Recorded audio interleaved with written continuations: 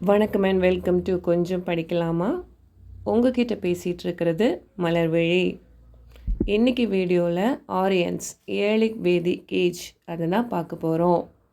Aryans Indies river and அதோட ட்ரிபியூட்டரிஸை surround பண்ணியிருக்கிற ரீஜியன்ஸில் தான் இருந்திருக்காங்க.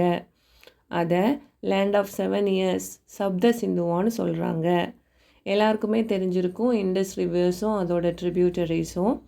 இந்த ரிவர்ஸ்க்கெல்லாம் ரிக் வேதாவில் என்ன நேம்னா இண்டஸ், சிந்து, ஜீலம் விதாஸ்தா, செனாப் அஸ்கினி, ராவி பருஷ்னி, பீஸ் விபாஸ், சட்லஜ் சுதுத்ரி இந்த மாதிரி நேம்ஸில் தான் ரிக் வேதாவில் குறிப்பிட்டிருக்காங்க.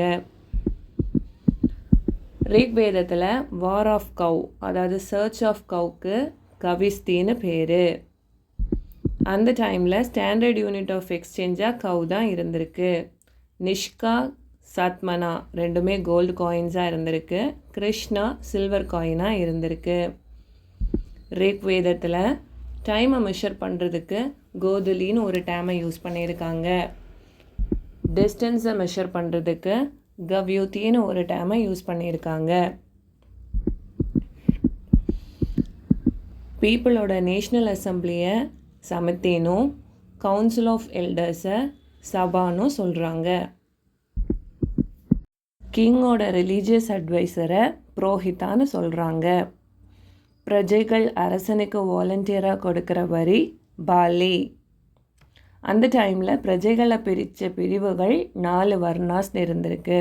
Brahmins, Kshatriyas, Vaishyas and Shudras.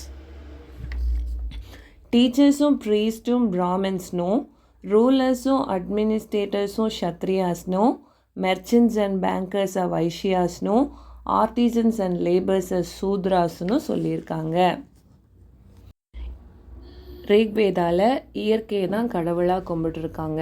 So ஒவ்வொரு இயற்கைக்கும் ஐம்பூதங்களுக்கும் அவங்க ஒவ்வொரு கடவுளை வச்சுருக்காங்க. இந்திரா, அக்னி, வருணா, சூர்யா, யமான்னு. வேத காலத்தில் 8 வகையான திருமணங்கள் நடந்திருக்கு. பிரம்மா அப்படின்னா ஒரே குலத்தை சேர்ந்த பெண்ணை கல்யாணம் பண்ணிக்கிறது. தெய்வானா கோவில் புரோகிதருக்கு காணிக்கையாக மகளை தியாகம் செய்கிறது. ஆர்சானா டவுரிக்கு கௌவை கொடுத்து பெண்ணை திருமணம் செய்து வைக்கிறது.